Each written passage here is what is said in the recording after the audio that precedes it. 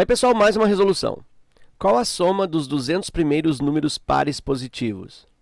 Bom, eu posso realizar a resolução desta questão de duas formas, basicamente. Primeiro, fazendo mecanicamente a soma desses primeiros números pares.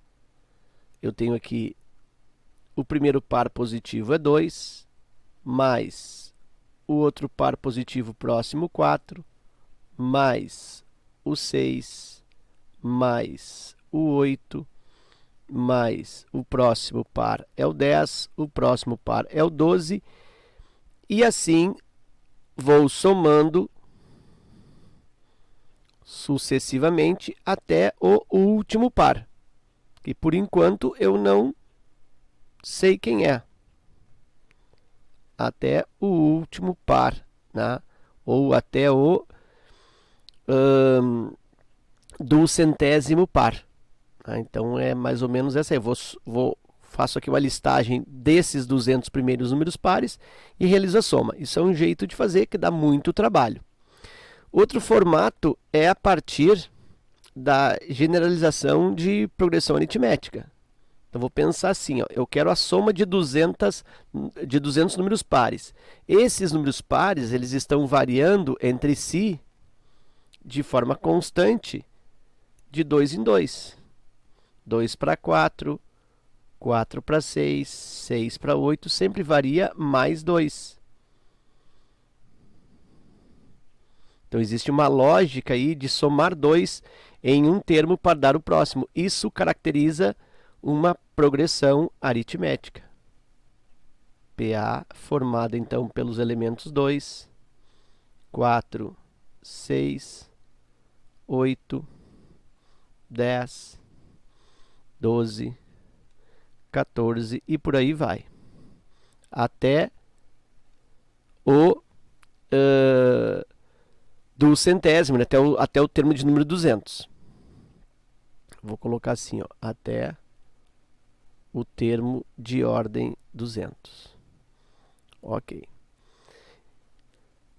E nesta PA, como vimos, está variando aqui de 2 em 2, está somando 2, então a gente fala que a razão desta PA é igual a 2.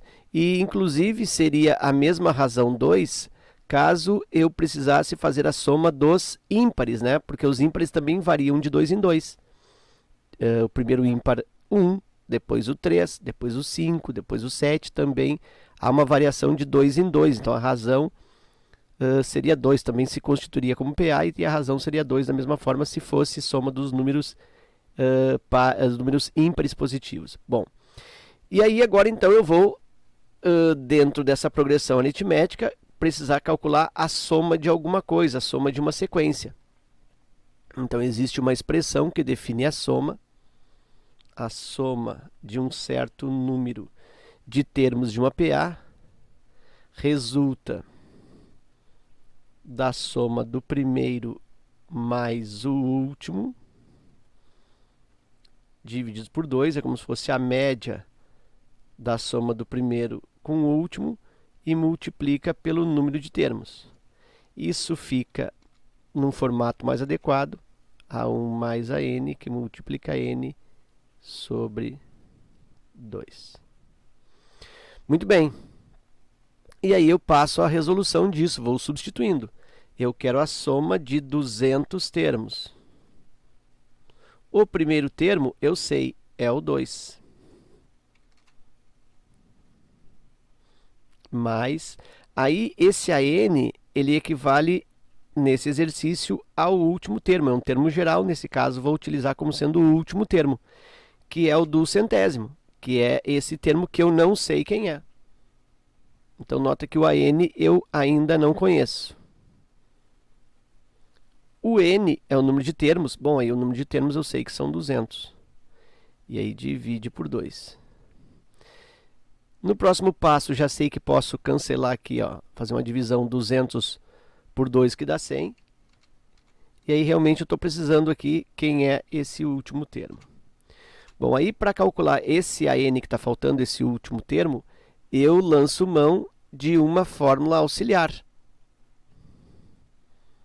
Então, esse AN aqui, eu vou fazer uma espécie de rascunho ou um cálculo secundário, usando a fórmula do termo geral, que diz que um termo qualquer AN é igual ao primeiro termo, que multiplica n menos 1 vezes, aliás, aqui é A1 mais, né? Não é vezes aqui, mais n menos 1 vezes a razão. Então, como eu quero calcular o termo 200, né? A posição 200, eu quero o A200. Este A200, ele é igual ao A1, que é o primeiro. Esse eu tenho, é o 2. Mais n menos 1. Se o número de termos é igual a 200, eu tenho aqui n menos 1, 200 menos 1, 199, vezes a razão, que é 2. Então, o meu A200 é igual a 2 mais 199 vezes 2 dá 398.